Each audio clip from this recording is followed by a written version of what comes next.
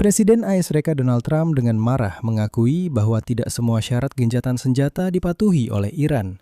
Namun, pembicaraan langsung sudah dijadwalkan pada hari Sabtu. Trump mengakui bahwa orang-orang Iran terus memblokir Selat Hormuz dan bahkan ingin mempertahankan kendali atasnya setelah perang. Sementara dia sangat tidak menginginkan hal itu. Wakil Presiden AS J.D. Vance sudah berangkat ke Pakistan, tempat akan diadakannya pembicaraan langsung. Namun dia memperingatkan Iran agar tidak mencoba memanipulasi AS dalam perundingan. Jika tidak, perang akan dimulai kembali. Meskipun J.D. Vance meyakinkan bahwa mereka mengharapkan pembicaraan yang baik, luar biasa, dan produktif, namun sesuatu jelas tidak berjalan sesuai rencana karena setelah pelonggaran, harga minyak kembali naik. Karena menjadi jelas bahwa Selat Hormuz ditutup dan membukanya tidak akan semudah itu, apapun yang dikatakan Donald Trump. Nama saya Alexi Peci, mari kita bahas topik ini bersama-sama. Tapi sebelum kita mulai episode ini, saya mohon dukungan Anda untuk channel YouTube ini. Anda bisa memberikan dukungan finansial melalui donasi, sponsor, atau berlangganan berbayar melalui tautan dan informasi yang ada di deskripsi video ini. Di sana terdapat semua platform yang bisa Anda gunakan untuk mendukung. Saya akan sangat berterima kasih atas dukungan apapun dari Anda. Jangan lupa juga untuk berlangganan kanal Telegram saya, Peci News. Tautannya juga ada di deskripsi video ini.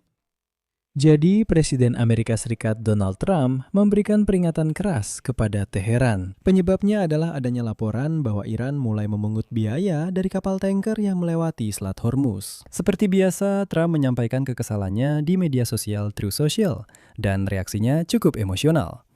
Kutipan, ada laporan bahwa Iran memungut biaya dari kapal tanker yang melewati Selat Hormuz. Lebih baik hal itu tidak terjadi, dan jika memang terjadi, sebaiknya mereka segera menghentikannya sekarang juga. Tapi Anda tahu, pernyataan itu terdengar lucu jika mengetahui seluruh konteks yang terjadi. Baru 2 hari yang lalu, pada 8 April, Donald Trump yang sama menyatakan bahwa dia tidak keberatan jika Iran memungut bea dari kapal-kapal yang melewati Selat Hormuz. Dan dia mengusulkan untuk membentuk perusahaan patungan Amerika-Iran untuk tujuan tersebut. Berikut kutipan lain darinya. Tanggal 8 April. Kami berpikir untuk melakukannya dalam kerangka perusahaan patungan. Ini adalah cara untuk memastikan keamanan selat, termasuk melindunginya dari banyak negara lain. Ini adalah ide yang luar biasa. Nah, orang-orang Iran menolak ide itu, dan sekarang Trump kembali marah. Padahal, pada tanggal 8 April itu adalah ide yang bagus menurutnya. Dia bilang, sebenarnya saya tidak keberatan mereka memungut biaya untuk lewatnya kapal tanker. Tapi pada 10 April dia bilang sebaiknya mereka tidak melakukan itu. Dan dia bilang, ada laporan yang masuk bahwa mereka ternyata tetap melakukannya. Tapi kamu sendiri justru mengirimkan sinyal yang mendorong mereka untuk bertindak. Sementara itu, pihak berwenang Iran secara resmi menyatakan bahwa mereka berupaya untuk memungut bea untuk pelintasan aman kapal-kapal. Dan itu menjadi syarat untuk jeda sementara dalam aksi militer saat ini. Rencana Iran tampak seperti pungutan besar-besaran dari raksasa minyak. Mereka meminta uang untuk setiap barel yang diangkut. Jumlah pungutannya setara dengan $1 untuk setiap barel minyak. Pembayaran hanya diterima dalam bentuk kripto yang merusak skema petrodolar itu sendiri yang dibentuk pada tahun 1970-an, tepatnya di kawasan Timur Tengah. Selain itu, di Teheran, pemimpin tertinggi Iran juga memberikan pernyataan meskipun tidak secara langsung, melainkan secara tertulis, namun tetap saja, dan berjanji bahwa negara tersebut akan mengontrol Selat Hormuz bahkan setelah perang. Perlu juga ditambahkan di sini bahwa Trump sendiri sebelumnya juga sempat membanggakan bahwa setelah kesepakatannya dengan Iran, selat tersebut kini terbuka lebar. Itu kata-katanya, terbuka lebar. Namun pada saat yang sama, dia mengakui bahwa kapal-kapal tidak melewati selat tersebut karena takut dengan Iran. Jadi untuk sebagian puai-puyu dokter pemia menurut ngelantang, mungkin kita tertenda basirnya akhirnya terbuka lebar. Dan sebagian puai-pu ini merasa puas dengan pernyataan itu dan melanjutkan aktivitas mereka. Sedangkan untuk bagian audiens lain yang lebih memperhatikan, dia berkata, ya, selat itu terbuka, tapi kapal-kapal tidak melintas di sana. Bahkan, banyak orang mulai merasa gugup. Banyak sekutu Amerika Serikat, misalnya Sultan Al-Jabir, yang merupakan kepala perusahaan minyak nasional Abu Dhabi, hari ini muncul dan membuat pernyataan secara terbuka, kutipannya. Saat ini dibutuhkan kejelasan, jadi mari kita perjelas. Selat Hormuz tidak terbuka, aksesnya dibatasi dan dikendalikan. Iran telah dengan jelas menyatakan, baik melalui pernyataan maupun tindakannya, bahwa jalur tersebut hanya bisa dilewati dengan izin, dengan memenuhi persyaratan dan jika ada pengaruh politik. Akibatnya, ratusan kapal tanker yang mengangkut minyak dan barang-barang penting lainnya masih menunggu untuk transit melalui Selat Hormuz. Operator dan kapten kapal mereka hingga kini belum tahu bagaimana cara melintas tanpa mengambil risiko diserang oleh Korps Pengawal Revolusi Islam Iran.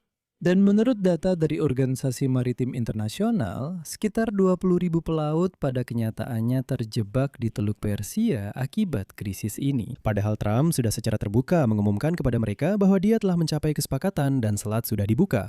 Selain itu, kekhawatiran juga mulai muncul di Eropa. Perdana Menteri Inggris Keir Starmer menyatakan bahwa dia sudah bosan dengan pengaruh Presiden Amerika Serikat dan Rusia terhadap harga energi di Inggris. Katanya, semua orang sudah lelah dengan tindakan dua presiden itu dan manipulasi mereka yang membuat pasar menjadi tidak stabil dan naik turun. Kutipan dari Starmer. Saya sudah bosan melihat keluarga di seluruh negeri melihat tagihan listrik mereka naik turun. Dan tagihan listrik perusahaan juga naik turun karena tindakan Putin atau Trump di seluruh dunia. Dan selalu indikator terbaik dari keadaan sebenarnya adalah pasar itu sendiri. Masalahnya adalah harga minyak hari ini kembali naik dan meningkat sebesar 1%.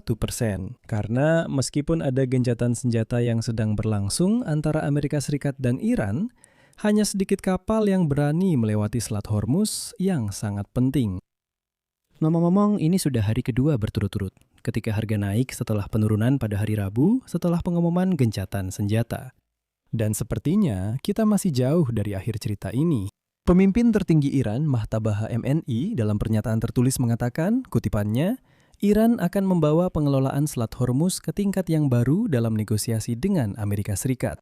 Dan ini berpotensi mencakup biaya untuk kapal yang melintas, yang akan mempertahankan harga energi dunia tetap tinggi untuk waktu yang tidak pasti. Untuk waktu yang tidak ditentukan, serta melanggar norma internasional tentang kebebasan pelayaran. KHMNI mengomentari situasi di selat tersebut dalam sebuah pernyataan tertulis baru yang diterbitkan pada hari Kamis sehubungan dengan peringatan 40 hari, mari kita sebut begitu, pembunuhan ayahnya pada hari-hari awal perang. Ini adalah pernyataan publik pertamanya setelah berlakunya perjanjian gencatan senjata dengan Amerika Serikat. Dan dia menyatakan bahwa Iran adalah pemenang mutlak dalam perang tersebut. Nah, di akhir saya akan mengutip pernyataan dari KHMNI. Iran tidak menginginkan perang dan tidak menginginkannya sekarang, tetapi menegaskan bahwa negara tersebut tidak akan melepaskan hak-haknya yang sah. Kami tentu saja tidak akan membiarkan para agresor begitu saja. Kami akan menuntut kompensasi atas semua kerusakan, harga atas darah para syuhada, dan pembayaran kompensasi bagi yang terluka. Di sini saya akan mengakhiri dengan tanda elipsis. Tulis pendapat dan kesimpulan Anda di kolom komentar di bawah episode ini.